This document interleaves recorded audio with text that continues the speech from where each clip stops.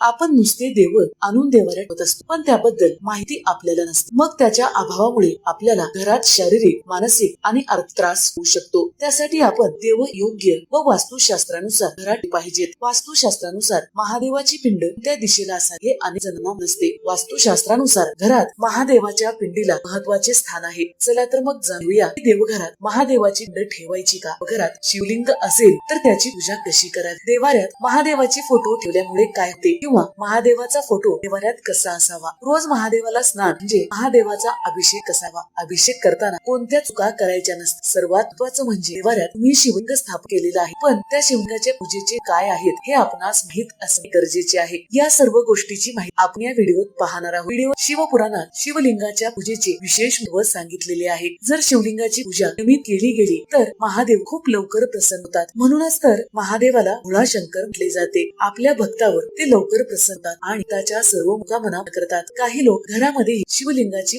शिवलिंग घरात ठेवण्याची काही विशेष नियम आहेत ज्याबद्दल लोकांना सहसा नसते. शिवलिंगाशी संबंधित या नियमांची काळजी घेतली गेली नाही तर घरात दिलेल्या शिवलिंगामुळे तुमच्या घरात समस्या वाढू शकतात, घरात अडचणी निर्माण होऊ शकतात. चला तर मग या विशेष नियमाबद्दल आपण या व्हिडिओत जाणूयात. घरात कधीही हे शिवलिंग त्याचा आकार आपल्या अंगठ्या इतकाच असणे गरजेचे आहे. जर अंगठ्यापेक्षा मोठा शिव आपल्या देवाऱ्यात आपण ठेवत असाल तर त्याच्या पूजेचे नियम वेगळे आहेत. अशा मोठ्या शिवलिंगाची पूजा काळ समजेच 3 वेळा करावी लागते. 3 वेळा अभिषेक, 3 वेळा पूजा व 3 वेळा नैवेद्य अर्पण करण्याची गरज असते. आणि सर्वात महत्वाचं म्हणजे दार बंद करून आपण जाऊ शकत नाही. हे सर्व नियम पाळणे आपल्याच्याने शक्य नाही. म्हणून कधीही मोठे शिवलिंग देवाऱ्यात स्थापन करू नका. जर शिवलिंग घरात ठेवले असेल तर त्याची प्राणप्रतिष्ठा करावी लागते. मंदिरात जसं शिवलिंगाची प्राणप्रतिष्ठा केली जाते तशाच प्रकारे आपल्या देवाऱ्यात सुद्धा आपण शिवलिंगाची प्राणप्रतिष्ठा करणे गरजेचे आहे. कारण आपले घर सुद्धा आपल्यासाठी मंदिरा समान असते. कुठल्याही देवी देवतांची पूजा त्यांची प्राणप्रतिष्ठा केल्याशिवाय पूजा करणे शुभ मानले जात नाही. म्हणून प्रत्येक देवी देवतांची प्राणप्रतिष्ठा करूनच आपल्या देवाऱ्यात स्थापन केलं पाहिजे. शिवलिंगाची प्राणप्रतिष्ठा करूनच आपण आपल्या देवाऱ्यात त्यांना स्थापन करावे. महादेवाच्या पिंडीच्या उजव्या हाताला गणपतीची पिंड असावी, म्हणजेच गणपतीच्या डाव्या हाताला महादेवाची पिंड असावी. लोकांना गैरसमज आहे की महादेवाची पिंड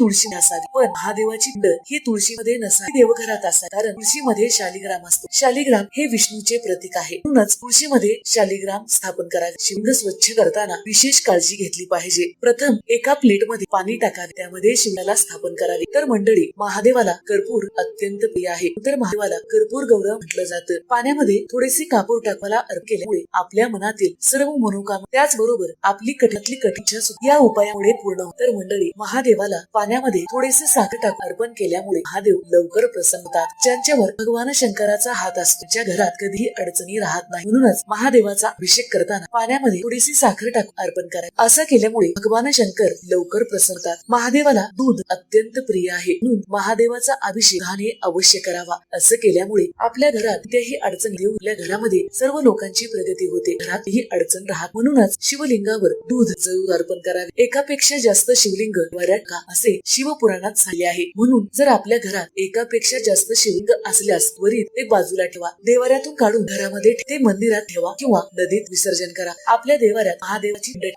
महादेवाचा एकट्याचा फोटो आणि देवघरात महादेवाचा एकट्याचा फोटो जर आपणास महादेवाचा फोटो देवाऱ्यात ठेवायचा असेल तर शिव परिवारासोबत आपण ती फोटो आपल्या देवाऱ्यात करा. जसं की महादेव, पार्वती, गणपती आणि कार्तिक स्वामी असा फोटो आपल्या देवाऱ्यात आपण स्थापन करू शकता. शंकराच्या संपूर्ण कुटुंबाचा फोटो आपल्या देवाऱ्यात असणे गरजेचे आहे. यामुळे आपल्या घरात सुद्धा एकोपा राहतो आणि प्रेम राहते. महादेवाचा एकट्याचा देवाऱ्यात का? कारण महादेव स्मशानात राहतात. म्हणूनच महादेवाचा फोटो देवाऱ्यात एकट्याचा टाका. देवाऱ्यात शिवलिंग कसे ठेवावे? शिवलिंग पिंडीची जलाधार म्हणजे हा निमुळता भाग उत्तरेकडे असणे गरजेचे आहे. देवाऱ्यात महादेवाची पिंड फार नसावी. घरात शिवलिंगाची पिंड आपल्या अंगठ्या एवढी असावी. अशा प्रकारे एवढेच शिवलिंग आपल्या देवाऱ्यात करणे गरजेचे आहे. यापेक्षा उंच शिवलिंग आपल्या देवाऱ्यात आपण करू शकत नाही. तर मंडळी, देवाऱ्यात शिवलिंग हे दगडाचे असावे. तेच शास्त्रानुसार शुभ मानले जाते. जर आपण दगडाचे शिवलिंग ठेवू शकत नसाल तर आपण पितळेची, तांब्याची, सोन्याची आणि पारद शिवलिंग सुद्धा देवाऱ्यात स्थापन करू शकता. महादेवाला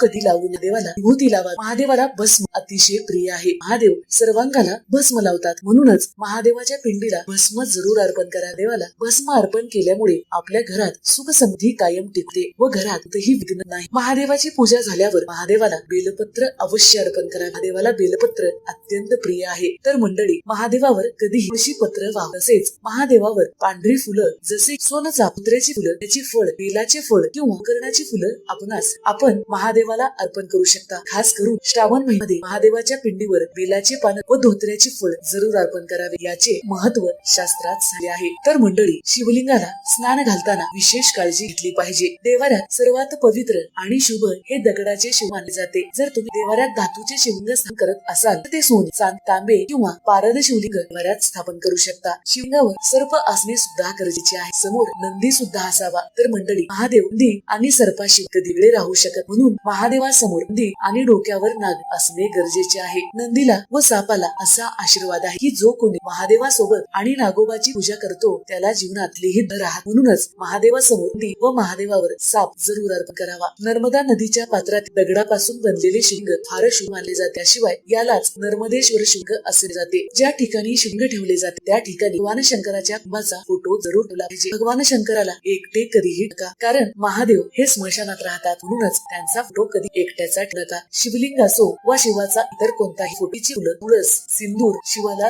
अर्पण करू, कारण महादेव हे वैरागी आहे. त्यांना फक्त भस्म आवडते. म्हणूनच महादेवाची पूजा केल्यानंतर म्हणजे शिवलिंगाची पूजा केल्यानंतर त्यांना भस्म अवश्य अर्पण करा. त्यामुळेच भगवान शिवाची पूजा केल्याचे फळ आपल्या पदरात पडते. शिवलिंग घरात मीच पूजा स्थळात, घरात बेडरूम मध्ये शिवलिंग किंवा महादेवाचा फोटो बेडरूम मध्ये चुकी लावून असे केल्यामुळे आपल्या घरात उपद्रव होऊ शकतो.